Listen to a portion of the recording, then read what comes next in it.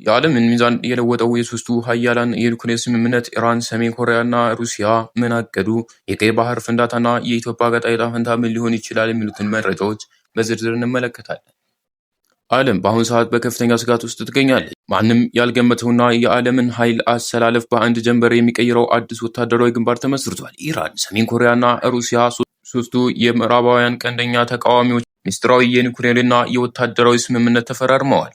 ይህ ጥምረት ለዓለም ሰላም ምን ትርጉም አለው? በተለይ በቀይ ባህር አካባቢ የታየ ያለው ውጥረትና የኢትዮጵያ የባህር በር ጥያቄ ከዚህ ዓለም አቀፋዊ ፍጥጫ ጋር እንዴት ይያያዛል? ዛሬ በጉድ መረጃ እነዚህን እጅግ አስደንጋጭ ዝርዝር መረጃዎችን ይዘንላችሁ ቀርበናል። አብራችሁን ቆዩ።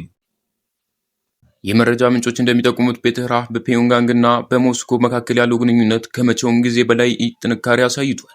ሰሜን ኮሪያ ለሩሲያ የምትሰጠው ሚሳኤልና የጥይት ድጋፍ፣ በምላሹ ደግሞ ሩሲያ ለሰሜን ኮሪያና ለኢራን የምትሰጠው የኒውክሌር ቴክኖሎጂ ሽግግር ዓለምን አስደንግጧል። ኢራን የኒውክሌር ጦር መሳሪያ ባለቤት ለመሆን ከጫፍ መድረሷ ይነገራል። የሰሜን ኮሪያ ሳይንቲስቶች በቴህራን በሚገኝ ሚስጥራዊ ላቦራቶሪ ውስጥ በመገኘት ቴክኖሎጂዎችን እያሰለጠኑ ይገኛሉ።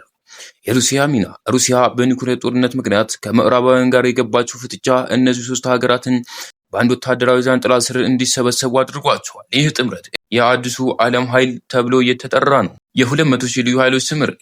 ሌላው ዓለምን ያስደነገጠው ዜና ሰሜን ኮሪያ እጅግ ዘመናዊና ገዳይ የሆኑ 200,000 ልዩ ኃይሎችን ለማንኛውም ዓለም አቀፍ ግዳጅ ዝግጅት ማድረጓ ነው። ጥያቄው ግን እነዚህ ኃይሎች ወደየት ይሰማራሉ የሚለው ነው። ሩሲያን ለመርዳት ወይስ በመካከለኛው ምስራቅ ለሚነሳው መጠነ ሰፊ ጦርነት?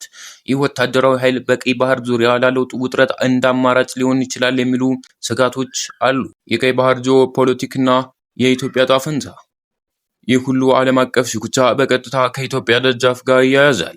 ቀይ ባህር የዓለም የንግድ የደም ስር ብቻ ሳይሆን የሀያላን ሀገራት የጦር መሳሪያ መፎካከሪያ ሜዳ ሆኗል። የባህር በር ፍላጎት ኢትዮጵያ በቀይ ባህር ላይ ያላት ህልውና ፍላጎት እና የባህር በር ለማግኘት የምታደርገው ጥረት ከእነዚህ ዓለም አቀፍ ለውጦች ጋር መመጣጠን አለበት። ሩሲያና ኢራን በቀጠናው ያላቸው ተጽዕኖ እያደገ መምጣቱ ኢትዮጵያ በዲፕሎማሲያዊ ረገድ የምትከተለው መንገድ በጥንቃቄ እንድትመርጥ ያደርጋታል። ስጋቱ በቀይ ባህር ላይ የሚነሱ ማንኛውም ጦርነት በኢትዮጵያ ኢኮኖሚና ደህንነት ላይ ቀጥተኛ ተጽዕኖ ይኖረዋል። የኑሮ ውድነትና የሸቀጦች መወደድ ከዚህ የባህር በር ላይ ውጥረት ጋር የተሳሰረ ነው። ዓለም ወደ አዲስ እና አደገኛ ምዕራፍ እየተሸጋገረች ነው። የኒውክሌር ስጋትና የሀያላን ሀገራት ጥምረት ለትናንሽ ሀገራት ትልቅ ፈተና ነው።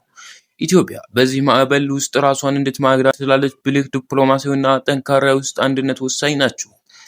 የዛሬው መረጃችን ይህን ይመስላል። እናንተስ በዚህ የሶስቱ ሀያላን ጥምረት ላይ ምን ትላላችሁ? ኢትዮጵያስ በዚህ የጂኦፖለቲክ ቁማር ውስጥ ምን ማድረግ አለባት? ሀሳባችሁን ኮሜንት ላይ አስፍሩልን። ለቻናላችን አዲስ ከሆናችሁ ደግሞ ሰብስክራይብ በማድረግ ቤተሰብ ይሁኑ።